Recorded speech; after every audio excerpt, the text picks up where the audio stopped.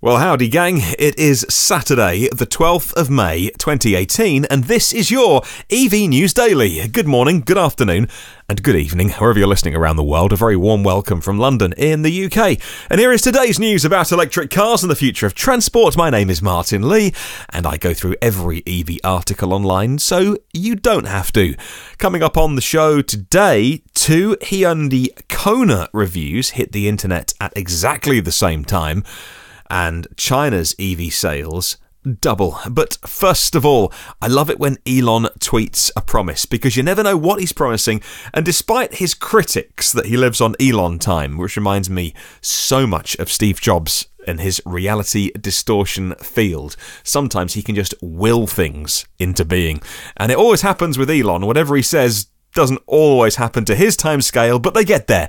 Well, mostly. He has made predictions in the past. I think one of them was that EVs would be doing 600-mile ranges. I think the year was 2018. He predicted that would happen. We'll forgive him the odd moonshot.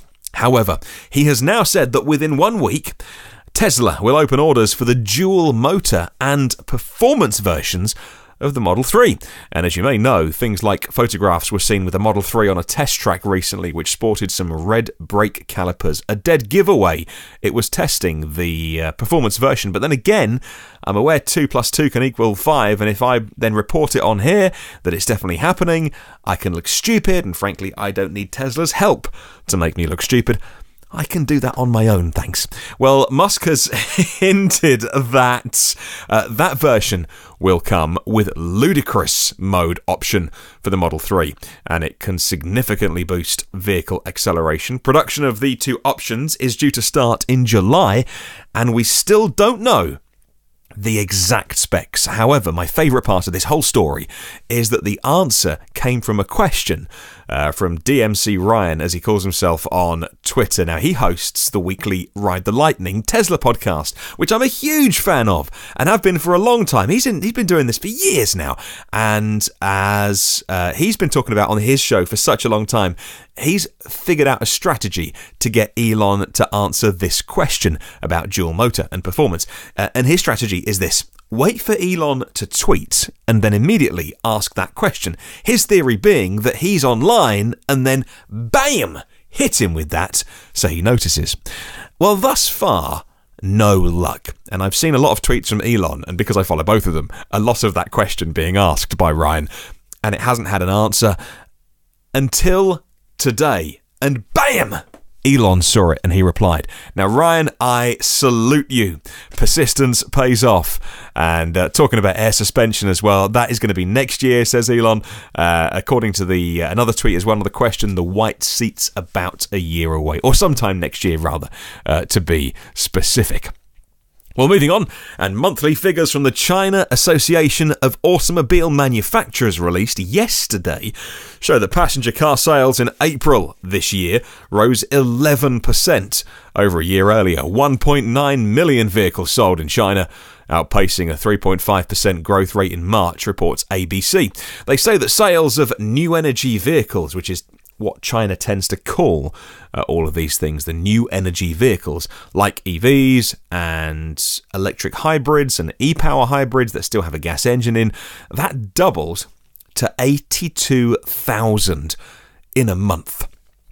Well, moving on, and moving back to Tesla, funnily enough, and talking about new models, earlier this week we heard they'd registered 5,000 new VINs, and now they've gone back to grab a few more. 3,500 more to be precise, all for the Model 3, obviously, which brings the total to 42,942 VINs. That's almost a tenth, when you think about it like this, almost a tenth of the total reservations they had for the Model 3. That's 8,000 registered in the last week, and although this isn't a foolproof system, it does point towards a production rate, I would say around 4,000 per week, maybe slightly less. And remember as well that Elon recently promised another shutdown to upgrade some factory equipment. That's going to unlock a rate of 5,000 to 6,000 per week. I think it's 5,000 with a burst rate of 6,000. Well, that starts to make sense, because we also heard earlier in the year that the dual motor option, which we just talked about, would only come once a rate of 5,000 was achieved. Most people expecting that to be July. Today's news pointing at July. all the bits are adding up. Well, another embargo must have been lifted because 2 reviews of the Hyundai Kona were literally published online at exactly the same time. So I've flicked through both of them, and both great websites to check out, both great magazines to buy, Auto Express and Auto Car. Well, Auto Express highlights include neither the new Nissan Leaf or the VW e-Golf get anywhere close to the Kona. DC charging is confirmed to be 100 kilowatts as standard. Hyundai UK is being coy on pricing and range details beyond confirming that the battery sizes, both of them, are going to be available to British buyers, which is interesting because in North America, we heard at the New York Auto Show, only the large battery is going to be available to American buyers. Well, the electric powertrain is smooth and quiet, says Auto Express, and despite the car's weight, almost 2 tons. That's the long-range versions, 1.7 tons for the Kona. There's all the performance you could really need up to 65 miles an hour. Well, the car offers 4 levels of energy recuperation via paddles behind the steering wheel. Hyundai said that the vehicle software still needed more tuning, but if you learn to rely on levels 3 and 4 of the recoup, then you can bring your speed down to almost nothing, majority of the time. Here's a bit more significant news, though. The claimed range, say Auto Express, the claimed range for the long-range version, which they were testing, is 482 Ks. Under the forthcoming WLTP test regime, that, they say, seems achievable based on their time with the car. Under a mixture of hard acceleration for cornering pictures, urban crawl, and 65-mile-an-hour motorway cruising, we saw energy consumption of around 12 kilowatt hours per 100 kilometres, they say. Well, moving on to the Auto Car review, they also had amazing words to say about the Hyundai Kona. The Kona's performance feels strong, they say, although due to its weight, not as strong as its headline power and torque would lead you to expect. Well, Hyundai quotes 0 to 62 of 7.6 seconds, and that beats any comparable rival apart from BMW's i3 and the new i3S. For those primarily interested in whether the car's battery range is really as good as Hyundai claims, say Autocar, there's encouraging news. Our test routes included town, motorway and mountain roads, and intensive driving. Whilst the car's indicated average energy efficiency was as high as 7 kilowatt hours per 100 Ks and as low as 16 kilowatt hours at times, the overall experience, they also found, and this is interesting, same number, 12 kilowatt hours per 100 Ks. And that does make good on their 300-mile real-world range of urban and extra-urban roads. And that's interesting because I thought when I saw the 300-mile number, I figured, okay, that is under test conditions. Make it 210, make it 220, real-world range. We'll be happy with that, right? That's still insanely good. We know the Hyundai Ioniq is very, very efficient and beats other cars with bigger batteries. But these 2 reviews both pointing to more range than that. Looking forward to seeing more videos, by the way. I'd love to see the fully charged team driving the Kona, and just some more YouTube stuff as well as the magazines, which is obviously brilliant to read. Well, on to Hyundai's South Korean sister company, Kia, here in Europe. And they say Kia's registrations of hybrid, plug-in hybrid and EVs rose a massive 36.2% to 13,070 units in Q1 2018. 10% of all Kia cars sold in Europe had an electrified powertrain.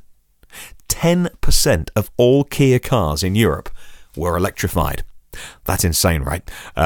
Insanely good. I think that's really good. Some people might think that's not enough yet. I'm sure Kia are probably happy with that, and they've got a long way to go. They recently announced plans to introduce 16 new advanced powertrain vehicles by 2025. The first of those being 2018. We know it's the Nero. We've seen pictures of it, and we can't wait. In fact, if you haven't heard it yet, if you go back and I'm just, I'm literally speaking my mind at the moment. I haven't prepped this bit. There's a few podcasts ago, and I think it was like 3, 4, 5, maybe 6 podcasts ago, there was a really interesting battery article online about the different packs they were using. I presume sister companies would use the same battery cell chemistry. They're not. So the Hyundai Kona, LG Chem, and so that would probably be, I can't believe I've forgotten. My brain is fried, and it's only been a few days. Well, it must be SK. Innovation, right, if it's South Korea. So it must be the SK cells used in the Kia Niro, and they work differently. So the Kona is more about performance, and the Niro more about efficiency. I think it's that way around. Anyway, go check out the podcast. All the previous ones are online. This could have been better prepared. Apologies. I just thought I'd mention it, and then realised I don't know which one it's on. And then finally, this story I find baffling. Like all stories about Tesla being allowed to sell their cars. You see, from here in the UK, here in the UK, we can be a bit stuffy. We've got a royal wedding in exactly 1 week's time. It's all about the royal family and the upper classes and Lord and Lady so-and-so and the middle class and the working. You get the idea, right? We are a little bit attached to that kind of system. And that's when we view the USA from somewhere like here. In America, you are the home of capitalism in all its glory and horror, of all the best and the worst bits of capitalism. Like, you embody that, right? And if you buy into the American dream, you are the country where you can start from nothing and make something of yourself. And yet, when I read an article about this, I'm just confused. So if any of our American listeners can help me out with explaining more, please do. It's a piece of protectionism that the Chinese would be proud of. Now, Fred at Electric has pointed out that for 4 years in a row, Tesla has been trying to sell their cars in Connecticut, one of the few states that prevents Tesla from selling its vehicles directly to consumers, and they've just failed again. And that's the bit I can't understand. How is it in somewhere like America, if you make a great car and you want to sell that car to customers, why do you have laws which prevent them from doing that? It seems a little bit bonkers. If I wanted to open a car dealership here in the UK selling a type of car, not a dealership, not as in having the official dealership of VW, for instance, but I could start a business and sell cars. And if Tesla want to start a business and sell cars, why do you have states in America where they're not allowed to sell directly to consumers? I find it a little strange and a little baffling, and it's good that it only seems to be a few states in the US, and hopefully Tesla can overcome that. I don't understand a huge amount, so apologies if it's all being sorted, but yeah, any US listeners on Twitter or the comment sections, wherever you listen, fill me in. Right, I'd love to spread the word about electric cars. If you can share this with somebody who might be interested, just think they might get something out of it, maybe, and you'd look good for sharing it. Well, you can listen to every previous show on iTunes, Google Play, Spotify, YouTube, TuneIn, SoundCloud, on iHeartRadio podcasts, and the website of evnewsdaily.com. If you subscribe, you go and get it first and free and automatically, and catch up over the weekend on our socials, Facebook, LinkedIn and Twitter. Just search EV News Daily. Have a wonderful Saturday, and I'll catch you tomorrow.